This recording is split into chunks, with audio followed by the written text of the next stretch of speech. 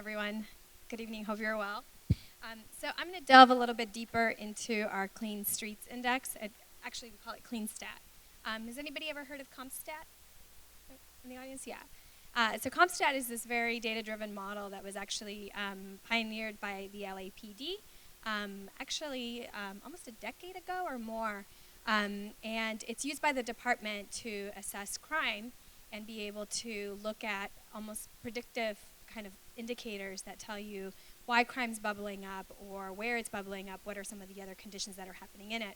It's been a pretty revolutionary tool in government because it was sort of like the very early inception kind of data-driven government. So our administration and our mayor has been really passionate about using data and technology. And so we've taken on a lot of these sort of data-driven processes like CrimeStat in a way to tackle other issues, really more the data-driven component of it. So CleanStat emerged actually out of a couple of different processes. So first, we wanted to actually have the cleanest city in America. And so what I'm going to do today is talk you through the process for developing this assessment, but also kind of talk to you about the way in which we released the information and shared it with the public, almost from a really proactive engagement component. So as part of our Clean Streets initiative, actually back in April of 2015, the mayor set about to assess every city street. And we weren't really sure what we were going to do. And soon thereafter, actually, we got into a little bit of a real sort of back and forth around why it was that the certain parts of the city seemed to be the dirtiest parts of the city. And it became a real media issue. And so not only were we intending to do this work, but then all of a sudden we had a whole lot of pressure to really be responsive to all of the questions that were being asked of the city's services. So in the mayor's office, we really took the impetus to start immediately really understanding, well, what's going on in the city exactly? How does the service actually take place? We all see the trucks go in and out. We all know the rules about when not to park on certain sides of the street. But what does that really mean in terms of the collection? And especially around things like bulky items, or when we're seeing alleyways with concentrations of like couches and mattresses and things like that. How does that process really work? So we did both a combination of process improvement, really looking at exactly what does it take when you call 311 to actually get your trash picked up, and then two, really looking at, well, how does the department's just everyday trash collection system actually work? And then we went about actually devising this process where we literally drive every mile of city streets and look at every street segment, because some streets are really long, so you're going to have to break them up into segments, and actually give that segment a score. So part of the idea here is, one, we wanted to do this anyway. Two, we were under pressure. And then we actually had kind of this monumental task of actually driving over 22,000 miles of city street. So these teams of folks went out there, and the first thing we wanted to do is just make sure, obviously, when you get a bunch of people to go out into the street and survey a street, what does it really mean if you want to score it a 1, a 2, or a 3? Your one may be different than mine. So we really tried to create a very clear methodology around how to define the cleanliness of that street. And we focused on 4 indicators. We wanted to look at whether or not there were bulky items on that street, whether or not there was loose litter, things like weeds we also captured, and any illegal dumping. And what we thought about was, if there is any illegal dumping, already that street is automatically has to be a 3, because frankly, no one deserves to live on a street where anything that's been illegally dumped should be. The other thing we really focused on was where there are concentrations of bulky items, so where there are those alleyways where you see a bunch of trash piling up. There's also a severity to that, but that also really automatically makes it either a 2 or a 3. So there were things like that that we did on the methodology to create consistency. The other thing that we did is we knew people would ask questions. Is that really a 1? Or was that street really a 2 or a 3? So we actually took images and actually also have dash cams attached to the trucks that are going along, so that should there be any questions, we can also go back to the video.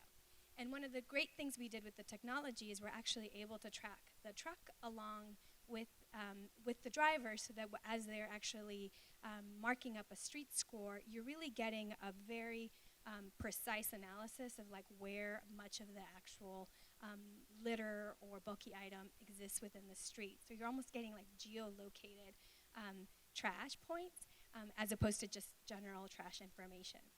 So we gave every street a 1, 2, or a 3, and then we went about analyzing and understanding what that said. And so of the over 39,000 road segments that we ended up collecting information on, 61% were rated clean, 35 somewhat clean, and 4% made up the unclean sections.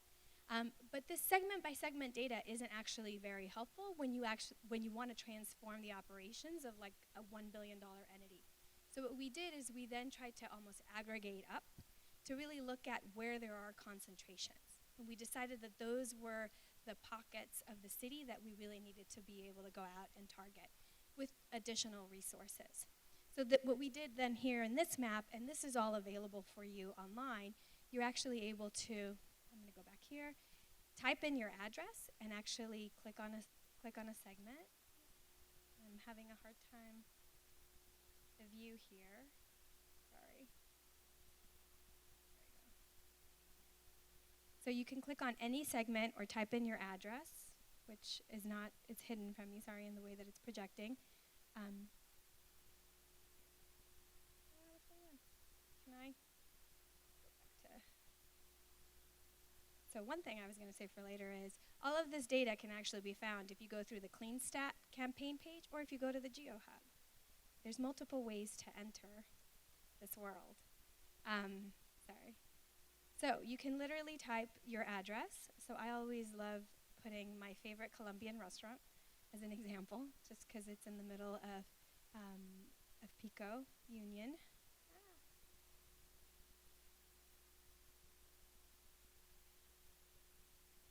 And look at the street score. So you can see that this street was rated a 3, and it's because of loose litter and illegal dumping. You could do this for any street segment in the city. And what we did is then you can also see for your grid, how is your, where within the city grids your street lies, and then why, so how we aggregate it up. So the methodology, it's all transparent, it's all out there for you. The third thing we did is after we analyzed all that, we really wanted to glean like really critical insights for the city. So it's not just important to clean the city, but it's really important to make sure that as we're trying to transform from what is to what should be, that we're really focusing and prioritizing on certain key trends. So the first thing we wanted to do is make sure that every child who walks to school has a clean street.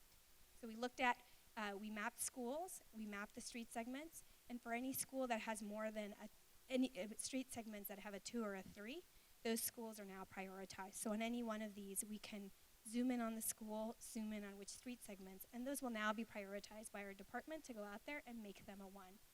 The other thing that we gleaned is that when we started to map out where the illegal dumping was happening in the city, we started to note, what may seem like obvious insights, but actually most of the illegal dumping is happening under freeway underpasses or near freeway underpasses.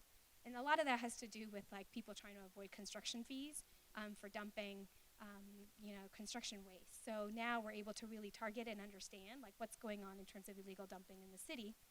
And then the other one that I thought was really nice that we were able to do is actually look at, for example, how are we deploying trash bins effectively? So we can actually see what are the clean streets and where are trash bins and where are the dirty streets, and now we might actually kind of replace those trash bins in a more effective way. We tend to think of big thoroughfares as a place to put trash bins, but sometimes within those thoroughfares there's pockets where we actually should focus on. So these are the kinds of things that we've been doing. In terms of the impact, I always like to say, when our administration started in 2013, I really would never have imagined that our sanitation department would be leading the way around data-driven decision making. It's just, it's sort of a whole other world. So I think in terms of transforming government, this is what we've begun to do, is sort of like take away and peel back any fear that departments had, that if they do this kind of work, they're going to be penalized for it. Because the department if you look at the overall health of the city, if you will, on cleanliness, it doesn't say we're doing an awesome job. In fact, some people would say we're not doing a really great job at all. But what we've shown to the department is that, frankly, it's better to start out with a baseline assessment, use that data to really drive operations, and then as you progress, you actually have something to show your progress from, as opposed to continuing to advocate for yourself and say you're trying to do a good job, or, you know, without the data behind you to actually support it. So that transformational piece has been huge. The other thing I would say is that where this really matters is that now our mayor has a full initiative that by the end of 2017, we will not have any red streets, no threes in the city. So now it's very clear to us where those threes are when we started, and now we're going to continue to track how we're cleaning that up. And we're going to be doing this assessment quarterly. So in July, we're going to release the first post-baseline assessment, and it's going to be really insightful for us to see how we're slowly making progress, hopefully in the right direction. And then ultimately, the impact, as you can imagine, is we want a cleaner LA, because a cleaner LA makes a more livable, thriving LA that people want to, work, live, and play in. And so that's what it's all about.